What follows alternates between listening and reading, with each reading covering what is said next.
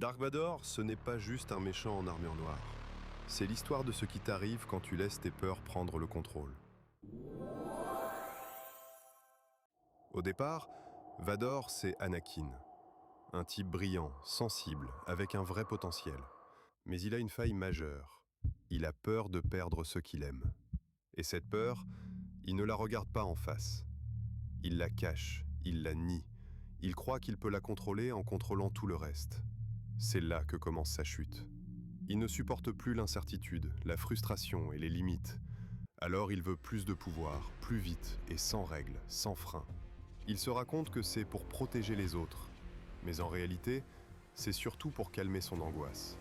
Philosophiquement, Dark Vador, c'est ce qui se passe quand tu laisses tes émotions diriger ta vie, mais que tu refuses de les reconnaître comme des émotions. Anakin trahit ses valeurs, ses amis, sa propre identité. Il passe du côté obscur en pensant qu'il n'a pas le choix. Et c'est ça le mensonge central. Croire qu'on est condamné à devenir le pire de soi-même.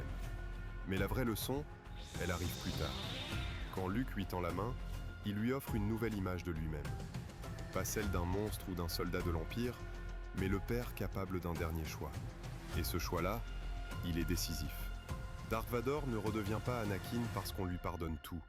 Il redevient Anakin parce qu'il assume enfin une décision alignée avec ce qu'il aurait toujours dû être. Sa philosophie, c'est ça.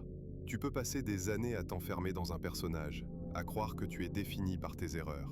Mais tant que tu respires, tu as encore une marge de manœuvre.